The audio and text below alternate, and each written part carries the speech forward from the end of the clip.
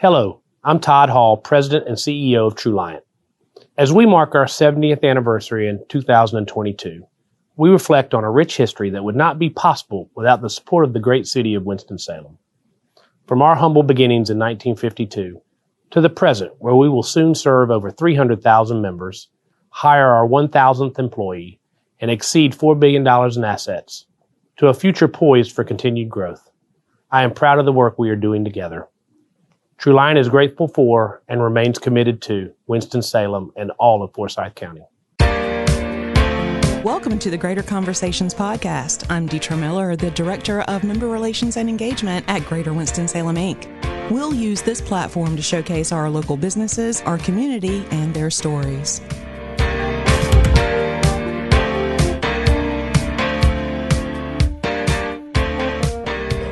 Hi, everyone. Welcome back to Greater Conversations. It is my pleasure to introduce to you today Natalie Sahloff with Sail Off Photography. Hi, Natalie. Hello and good morning. Oh, my goodness. You guys, Natalie, I'm just a fan of your work, period, point blank. And I don't know if you have a catchphrase, but I came up with one. And if somebody already has it, you stole it from me. So when I think of you, it's like all art all the time, because everything that you do is amazing, and it's all art. Photography, painting, vocals because you sing, you're a DJ, like all the things. How in the world does someone become as creative as you? Wow, what a nice opening, and thank you so much for flattering me this morning. Multi-talented is something I've been called my whole life. And it's funny because when you're little, you kind of think everyone is like you. Oh. Just because you see everything from your own perspective as a child. Like everything is like me, or this is how life is. So when I got into school, I kind of thought everybody was like that. And I just felt like we were all the same. And so I learned, you can't really go into a setting and say, hey, I do all these things, because then people have their own feelings about it, or maybe you come off the wrong way or conceited. So I kind of learned, hey, I have to become an onion. And as you get to know me more, those layers peel off, because I'm not going to walk in a room and throw all that on someone. But and then you make them cry. Yes, then I do. Then I do. But I really appreciate that. I feel like the way that I view life is through art. And everything's creative, even down to the way we communicate, the words we use, how we talk. It's all a picture. So thank you for that. Yeah. I love that. It's something, what you said about being a child and thinking everybody's got this, yes, right? But then you had to kind of scale it back. Children are so amazing, and they come with such innocence and want to share everything.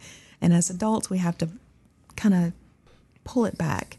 As you began to grow into your own as an adult, what made you decide that you wanted to continue the path of creativity and art? Ooh, that is a very loaded question. Let me think on that one for a second. Okay. We'll just start from the foundation here. Okay. So my father was a music composer, and my mom is a fine art artist. She's absolutely incredible. She teaches classes in her daylight studio in her home, all kinds of medium with art. So I've grown up in this environment where there was always music playing. My father played the piano and the trumpet. Our whole family is full of musicians and artists. So it was just kind of something I was born into. Okay. But because you watch these starving artists, I guess you could say, not to say that we were all starving artists, but it is a journey that you go through. I made a decision at a young age. I was like, okay, so I want to do something different here. I want to be a business owner. I want to be an entrepreneur. I don't want to be a starving artist.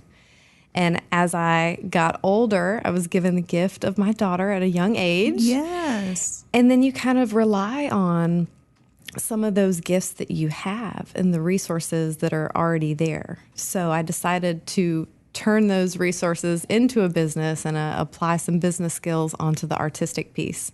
And that's kind of what you see today. I love that. Now, the road to success for you was probably a little bumpy. Oh, yes. You mentioned having your beautiful daughter at a young age, but you also leveraged your talent in order to create that business. How were you able to juggle all that and I'm going to guess you were a single mom? Yes. Yes. It was not easy by any means, but I think when you have a vision and drive and you know that the only way to change your situation is to put your boots on and get dirty. So that's exactly what I did. I had my daughter in school in the morning, so I had like a little short window to do some online classes. But at night, I would go and I worked as a DJ, so that way I could save up some money for camera equipment. I ended up having a sewing business at one point, so that I could stash some funds for the camera gear that I needed. So you're in fashion too? Oh, no, not at all. Not at all. I am very low-level seamstress. Okay. I was creating these microwavable couscous, like heating bags. And so I'd go to gyms. All the local gyms had my bags for me. So I thought that was really neat. Massage therapist and things. I created a network of people that could hold my stuff for me. So that was great. But it did allow me to get what I needed to start the business. And then it just kind of went from there. And I feel like this is an interesting one. Everyone has a calling for their life and what they're supposed to be doing. And it's so interesting how when you're not doing what you're supposed to be doing, it's very difficult for you to do that. All the doors close until you finally move into what you're supposed to be doing. And then the floodgates open. And that's exactly what happened. So when I started my business, it was interesting when I needed funds to continue to get new lenses and things, because photography is not a cheap business, even hobby. Yes, you guys know it's difficult. So I needed about $2,000 in order to be able to get the lens I needed for what I thought would be quality that I could charge for. Here we go. At the time, we were really, really tight on funds, and my husband was like, okay, well, we need $2,000. Figure out how the business is going to pay for that. All right, I got this. Hold my beer. So I spent 16 hours, sat down one night, built my logo, my Facebook, my website, branding, everything I needed. And then within those 16 hours, I had enough booked to pay for that $2,000. Upgrades that I needed. 16 hours. The beer your husband was holding wasn't even warm. Exactly. Oh my gosh. Wow. It was absolutely incredible. I had someone message me and say, I've been waiting 10 years for you to get serious about photography, because it's something that's been a constant in my life. I've been doing photography or had a camera in my hand since I was 12. And I knew that my artistic style would be different from the traditional artist style that my mom had. And it's really neat because now I'm combining art and photography and artistic techniques into my photographic process. I love that. So, you grew up with your mom and your dad both being artistic influences in your life, but you knew at some point you wanted to go into business, and you've done that successfully. But who were those folks that you looked up to in the business world? Who were your role models? Oh, wow. Honestly, I didn't really have any. And I feel like that sounds bad to say. No, it doesn't. But I've always had this ingrained, intuitive, entrepreneurial spirit, I guess you could say. I love the chase. I love the hunt. I love the energy. I love that conversation. I love the back and forth. I really enjoy debate. So my first business, you're going to love this. I got in trouble in 3rd grade. Ooh. I don't know if you remember creepy crawlers. Yeah. Do you remember those? I had a creepy crawler business. Really? In 3rd grade, and I was charging 10 cents a pop, and I would have people tell me what they wanted their custom creepy crawler to be. Do you want it to be a scorpion that glows in the dark, or red and black stripes, or polka dots? And the school called my mom because it got to be so big, and they said, she's not allowed to solicit her business here. 3rd grade. Wow. Yes. Wow. Shortly after that, I had multiple businesses in high school. I mean, I had a souped-up car, so I would bring people home in my souped-up car and say, all right, tip jar. Nice. So it was just the way I'm wired. And I feel like if you can do something and do it well and you can leverage it and people want that, there's your future. There you go. Well, that's a great piece of advice there for anyone that's listening, male or female. But I want you to speak to women entrepreneurs for a moment. So your journey included you having a child at a young age, being a single mom for a while, meeting an amazing man later who was very supportive of you and your dreams, which was fantastic. And you have this go-getter spirit. Someone that may be listening that's a female entrepreneur that may not have that same support system, what can you share with them to keep them motivated? Oh, I'm just going to go with what you said. Hold my beer. If you want to do anything, there are no limits, and you are your only limitation. So one of the big challenges, I think, for females especially is we're raised, hey, clean the house, be a homemaker. Your goal in life is to be a good wife. No, honey. No, that's not what we're doing here. You need to chase your dreams and do what you think your calling is and move towards that. And you will be so surprised at how many doors will open and the floodgates. Like I said, it just rolls from there. You can try things, and when you feel like it's just not working out or maybe you're pushing it too hard, you really need to pay attention to that. And then pivot and shift into something that people say, oh, this makes sense. This is you. I could see you doing this. The other thing I'll say, when people say you can't, just know that you know you better than anyone else knows you. And one of my other favorite quotes is, don't take advice from someone, I can't remember what that quote is, but it's like, don't take advice from someone who's not living that life. Oh, that's like they're good. really quick to judge and give you input, but they're not doing anything with their life. So how is your information credible to me? I can't apply that because you don't understand. And that was one of my big downfalls, was taking some of that advice of, why are you doing this? You can't do that. I don't know what you think you're doing with your life. And I just let that roll off me and continued to work as hard as I could, and then it just exploded. Wow. Well, speaking of just exploded, share with everyone listening how long you have had Sail Off Photography. So I have been in business with the photography officially for 5 years, a hobbyist for over 12. Wow. Yes. And I've seen you do everything from headshots to event photography, weddings. I think I remember seeing one photo of someone on a horse. It was just majestic. Oh, yeah. So composite work, that is one of my favorites. And this is what I had mentioned earlier, when the artistic process combines with photography. Photography in its nature is artistic already. But when I take a picture, the picture I just took is my blank canvas. Most of the time that's people's end game. No, that's where I start for composites. And for people who may not know who that is or what that is, a composite is an image that is created from 2 or more images combined. And you can go up to as many pictures as you want to create that, and take different elements from different pictures to create a completely new and unique surreal scene. What happened with the lady with her horse. She's one of my favorite clients. She always has these great, beautiful ideas, and she was a designer herself. So the one that we did was a Pegasus horse. Oh. She wanted to be flying in the sky with a Pegasus, beautiful dress that she had designed herself. And I went in and put them in the castle, or flying by the castle, and built these wings one by one, and it's hand painted. It's just a tablet that I use for the painting. But in Photoshop, you get to choose your brushes, the techniques used, the colors, color palette, everything. It all goes into there. So it really is digital art. That is amazing. I'm curious to know, how many hours did it take?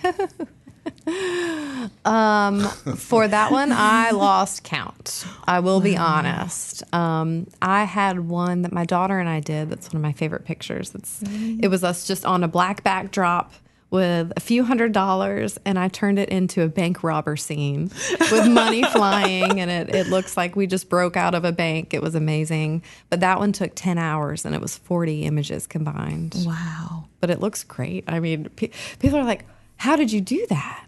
it looks real. And that's one thing that you have to be conscious of is like, does the lighting match? Is the perspective right on all the elements in the photo to make sure that mentally when people look at it, it makes sense. Wow. And speaking of your daughter, do you find that she is flowing in that same creativity? Is she going the route of a photographer or what is she aspiring So she is obviously her own creation, but we are very similar. She's an onion too, but she doesn't make me cry, which is great. She's just the best thing that I have in my life. I'm very, very honored to have her. She is an artist as well. She does watercolor. She loves anime. She's going to be joining us at Comic-Cons and selling her art. I mean, she is so talented with her art. It's amazing. And she's 12. She can at 12, when I was 12, she could outpaint me. And it's amazing. She is also a very talented singer. So she's trying out for honors chorus. She made it a few years ago. And now that she's back in person, she's going back for it. And so art, that piano, she is such a talented piano player. It is incredible. I just listen to her and I'm like, girl, you go. It's amazing. Yeah, so I'll have her play for me while I cook breakfast or something. It's so relaxing. She plays this peaceful music from one of her favorite games. It's called Genshin. Beautiful orchestra music. Just, really? Yes, rings through the house. It's incredible. Wow, I love that. So I don't know what she's going to end up doing because she's fiery too. I'm like, girl, you can do whatever you want to do. Yes, absolutely. She can. But I hope she decides to stay here in Winston. And she's an AIG. So she's very smart. Really? Yeah, she reads through like 500-page books like no time. Yes. Wow. Yes. She's amazing. She's very cool. Just like her mom. Oh, thank you. So I have to ask you, what is your favorite thing about Winston-Salem? My favorite thing about Winston-Salem would be that... Tim Beeman. Of course, Tim Beeman. Tim is here. The Podfather. Tim is here. I would say it's the fact that there's something for everyone here. Mm-hmm. If you want to be in the arts or if you want to be in business, you can find the groups that will help support you in that, even different communities. And it's really cool how Winston-Salem is so inclusive. I love that. Because certain towns you go to, I mean, you might feel uncomfortable. I feel uncomfortable certain places I go to just for being so weird. That you really have to kind of mold into those environments. I feel Winston-Salem as an environment, no one has to mold to be anything other than what you are. And I love that. I love that too. For everyone listening, is there anything that we didn't touch on today that you'd like to share with them?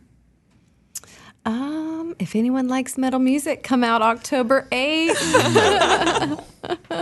We are doing a reunion show for my husband's metal band, and I'm going to be doing his clean vocals, and we have a screamer. October 8th at the Blind Tiger for My Hero Is Me. My Hero Is Me. Yes. I love that. Yeah. Okay, October 8th. You heard it here first, you guys. And for photography and composites and all the good paintings, yeah, throw those in there into the mix. So all they need to do is go to your website, which is sailoffphoto.com. And how do you spell that? Because it's not like, well, yes, it is. Your last name isn't like Sail Off. Here we go. That's right. I love it. You figured that one out. My last name is very difficult to pronounce. And when people look at it, they go, Mrs. Sala. And I'm like, girl, don't even worry about it. So I figured with the business, we could just turn it into a pun. That way people would know how to pronounce it. So it's Sail Off, as in like sail off into the sunset. Love how it. you would spell that for the business. But my last name is Sahloff. Yes. So it's a nice little pun for us. But if you want to look at all the good stuff that she has to offer, go to SAILOFF.com. Perfect. Natalie, thank you so much for being here. I could continue talking to you for hours. Oh, yes. But we have to wrap this up. It's okay. You were always the most fun to talk to. And We'll I really invite you back appreciate again. it. How about Of that? course. That sounds good. Thank you so much for Perfect. the opportunity. You're welcome. For everyone listening, until next time.